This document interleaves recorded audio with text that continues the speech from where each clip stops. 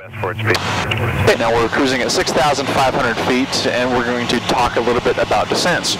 So, in a descent, as opposed to a climb is typically done with full power, and we're pitching for a certain airspeed, be it VY, VX, or even a cruise climb airspeed.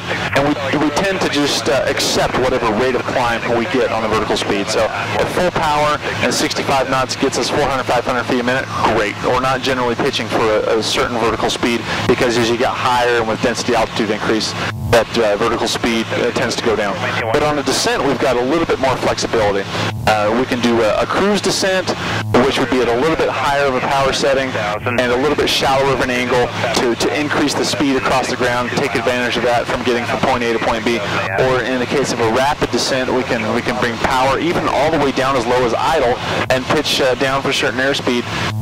We can use the vertical speed as a reference. So if we're using right rudder in a climb, what do you think we're going to use in a descent? Left rudder. Left rudder, right. So that's one common error that pilots tend to make of all levels, is that they know they need to make right rudder in a climb, but they tend to forget about the left rudder. So we're going to do a straight ahead descent down to 5,500 feet. And let's do a left turn of about 10 degrees just to stay out of airspace. Point for about the causeway out towards Antelope Island. We're going to do, again, straight ahead on the heading, and we'll do kind of a cruise descent.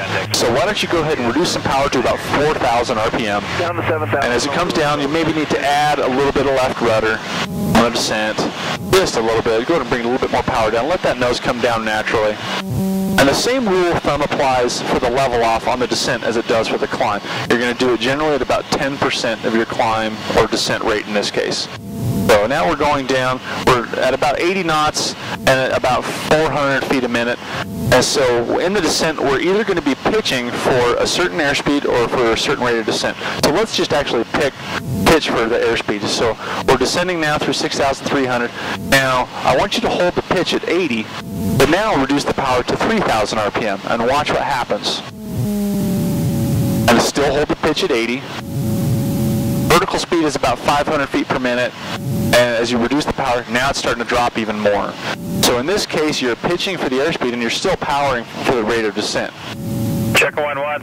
Go ahead and bring your power up to about 4,000 RPM now. Northwestbound altitude. Pitching for 80. 400. Descending down to 5,500, and then we'll level off. And if you wanted to, you could even adjust the pitch attitude. You could descend at a lower airspeed, at a higher airspeed. So you've got a lot of options. But things to remember is also keep that left rudder in there, just enough to keep the ball centered.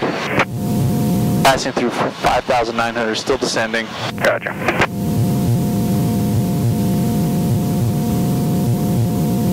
Check 1-1, Roger. And let's reduce some power down to, let's do it all the way actually to idle, and we'll just descend at a glide.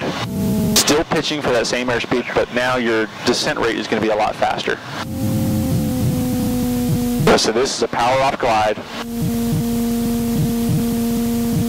Now as we get about 100 feet to 50 feet ahead of time, which right about now we're going to start to power up, resume cruise flight, and you'll need to add a little bit of right rudder as you add that power. And we'll just take it right back to cruise.